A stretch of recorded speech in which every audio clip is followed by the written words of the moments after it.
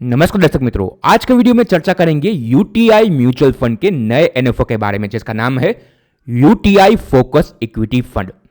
दोस्तों, अगले वीक से ये एनएफओ ओपन हो रहा है, तो वीडियो में हम इस एनएफओ के बारे में डिटेल में जानकारी प्राप्त करेंगे। क्यों फोकस फंड में आपको निवेश करना चाहिए, उसके बारे में सबसे पहले तो वीडियो में चर्चा करेंगे। उसके बाद यूटीआई फोकस इक्विटी फंड के इन्वेस्टमेंट फ्रेमवर्क के बारे में, इस फंड के इन्वेस्टमेंट अप्रोच के बारे में चर्चा करेंगे, फंड मैनेजर के बारे में भी जानकारी प्राप्त करेंगे और वीडियो के अंत में इस एनएफओ के बारे में भी चर्चा करेंगे, कैसे आपको इसमें निवेश करना चाहिए, एसआईपी के माध्यम से, लमसम के माध्यम से, उसके बारे में भी डिटेल में चर्चा करेंगे।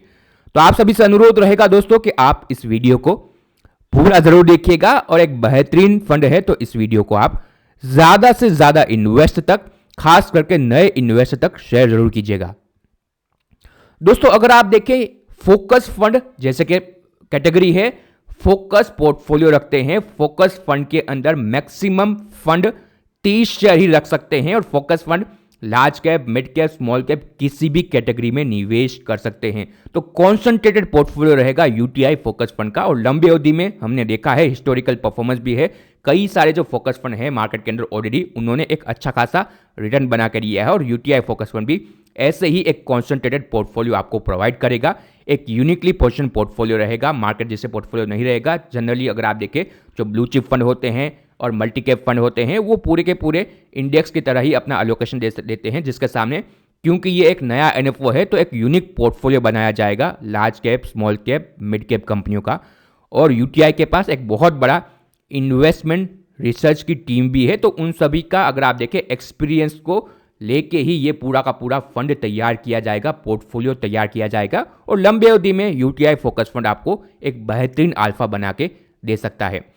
दोस्तों, सही कंपनी में सही अलोकेशन देने पे एक बड़ा अल्फा बनाया जा सकता है। उसका अगर आप देखें रियल एग्जांपल, 2 एनबीएफसी कंपनियां हैं निफ्टी 500 की ही, उसमें से एक एनबीएफसी कंपनी है पिछले तकरीबन 11 सालों के अंदर 42 टाइम्स रिटर्न बना कर दिया है और दूसरी एनबीएफसी कंपनी है जिसने पिछले 11 सालों में सिर्फ 4 गुना रिटर्न बना के दिया है। तो अगर आपके पोर्टफोलियो में पहली एनबीएफसी कंपनी रही होती तो उसने आपको 42 टाइम अल्फा बना के दिया है। तो सही कंपनी को सिलेक्ट करना और उसमें एक अच्छा अलोकेशन देना, ये अगर दोनों एक साथ मिलते हैं तो वहां पे आपका बड़ा अल्फा बनता है, मतलब कि बड़ा रिटर्न बनता है। सिमिलर पे अगर आप देखें 2 मैन्युफैक्चरिंग कंपनियां हैं, एक मैन्युफैक्चरिंग कंपनी ने पिछले तकरीबन 11 सालों के अंदर 175 टाइम्स रिटर्न बना के दिया है, दूसरी मैन्युफैक्चरिंग कंपनी ने पिछले 11 सालों में 8 गुना रिटर्न बना के दिया है। तो आप यहां पे डाइवर्जेंस देख रहे हैं, कितना बड़ा डाइवर्जेंस 2 सिमिलर सेक्टर की कंपनियों में भी आ सकता है। और फोकस फंड ये कोशिश करेंगे कि ये सही कंपनी में निवेश करे जो लंबे अवधि में ऐसा बड़ा अल्फा बना के दे सके। तो सही कंपनी में सही अलोकेशन देने पे एक बड़ा लंबे अवधि में रिटर्न बनाया जा सकता है।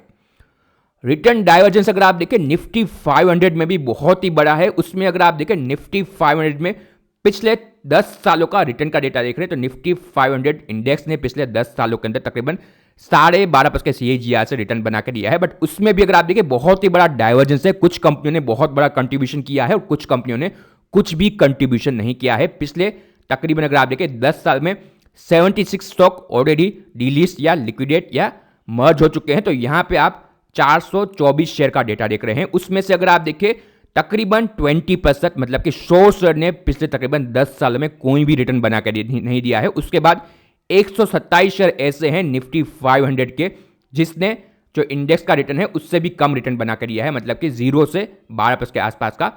और 90 शेयर ही ऐसे हैं जिसने अगर आप देखें 12.5 से 20% के बीच का रिटर्न बना के दिया है। तो निफ्टी के जो इंडेक्स है उसके रिटर्न से ज्यादा बना के दिया है।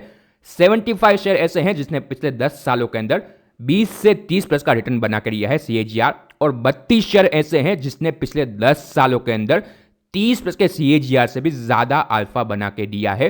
तो यहां पे अगर आप देखें निफ्टी 500 के अंदर भी बहुत ही बड़ा डाइवर्जेंस है। एक पूरा का पूरा सेगमेंट है जिसने कुछ भी रिटर्न बना के नहीं दिया है और कुछ ऐसे शेयर हैं जिसने ज्यादातर कंट्रीब्यूशन किया है निफ्टी इंडेक्स के रिटर्न के अंदर। तो सही समय पे अगर आप देखें सही कंपनी में निवेश करना है और फंड भी फोकस करेगा कि जो यहां पे ये 3 बकेट हैं उसमें फंड फोकस करेगा कि जहां पे ज्यादा से ज्यादा लॉन्ग टर्म में अल्फा बनाया जा सके। क्योंकि फोकस फंड है तो फंड के पोर्टफोलियो में सिर्फ 30 ही शेयर रखने हैं, तो वहां पे फंड अपना यही कोशिश में रहेगा कि वहाँ पे लंबी अवधि में जो इंडेक्स से भी बेहतर रिटर्न बनाने का पोटेंशियल रखती हो ऐसी कंपनियों को सिलेक्ट किया जाए पूरे के पूरे इंडेक्स में से, और उसमें से 30 ऐसी कंपनियां सिलेक्ट करके ये पोर्टफोलियो तैयार किया जाएगा। इन्वेस्टमेंट स्ट्रेटेजी के बारे में चर्चा करें तो सस्टेनेबल बिजनेस रखने वाली कंपनी में फंड अपना निवेश करेगा। कोर पोर्टफोलियो में ऐसी कंपनियां रहेगी। उसके बाद कुछ सिक्लिकल अपॉर्चुनिटी में भी थोड़ा बहुत एलोकेशन दिया जा सकता है, जहां पे शॉर्ट टर्म में एक अच्छा अल्फा बनाया जा सके, और ट्रांसफॉर्मेशन अपॉर्चुनिटी जहां पे फ्यूचर में जो कंपनियां हैं जो डिस्ट्रप्शन ला सकती है वहां पे भी फंड अपना निवेश किया कर सकते हैं। ग्रोथ और वैल्यू ये दोनों के दोनों अप्रोच के लेके ये फंड अपना निवेश करेगा, और ज़्यादातर फंड का फोकस रहेगा ग्रोथ ओरिएंटेड कंपनियों में, और जहां पे वैल्यू मिले वहां पे भी फंड अपना निवेश कर सकता है। फ्रेमवर्क के बारे में चर्चा करें इस फंड के इन्वेस्टमेंट स्टाइल के बारे में, तो जैसे कि मैं बताया ग्रोथ और वैल्यू मतलब कि ब्लेंड अप्रोच रहेगी।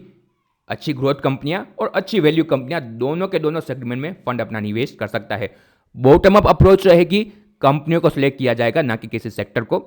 मार्केट कैप वाइज अगर आप देखें large cap, mid cap, small cap में कहीं पे भी फंड अपना निवेश कर सकता है। तकरीबन 60 से 70% लार्ज कैप में रहेगा, मिड कैप और स्मॉल कैप में 30 से 40% के आसपास का अलोकेशन फंड अपना दे सकता है, और किसी भी एक शेयर में 9.5% से ज़्यादा का अलोकेशन फंड नहीं देगा। और जैसे कि मैंने बताया पोर्टफोलियो लंबी अवधि का रहेगा, जहां पे फंड मैनेजर को लंबी अवधि में बड़ा कन्वेक्शन है वहां पर भी अपना निवेश करेंगे, और ज़्यादा पोर्टफोलियो टर्नओवर नहीं रहेगा इसके अंदर, तो लंबी अवधि के लिए पूरा का पूरा पोर्टफोलियो तैयार किया जाएगा।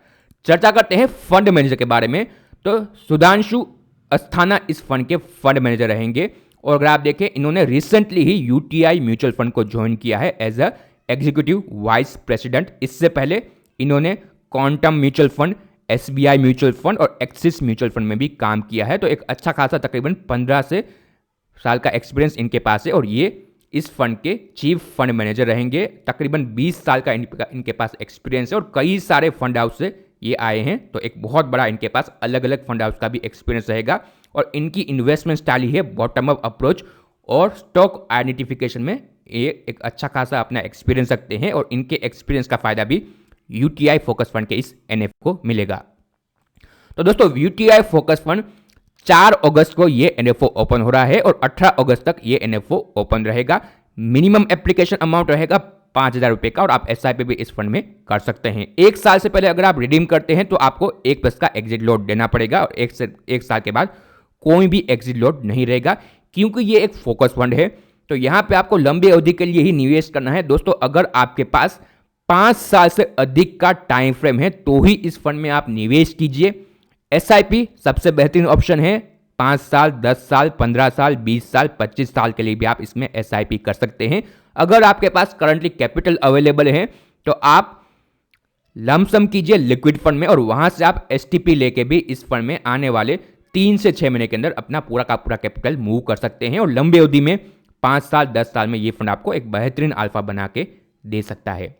तो दोस्तों अगर आपको इस फंड के बारे में और जानकारी प्राप्त करनी हो, या फिर आपको फंड में निवेश करना हो, तो आप हमें दिए गए नंबर पे संपर्क कर सकते हैं, कॉल कर सकते हैं, मैसेज कर सकते हैं, या व्हाट्सएप भी कर सकते हैं। अनुरोध रहेगा कि आप इस वीडियो को शेयर जरूर कीजिएगा, और अगर आपने अब तक हमारे चैनल को सब्सक्राइब न किया हो तो इन्वेस्टमेंट मंत्रा को सब्सक्राइब कीजिए, बेल आइकन को दबाइए, ताकि जब भी हमारा नया वीडियो आए आपको नोटिफिकेशन मिल जाए। Thank you for watching.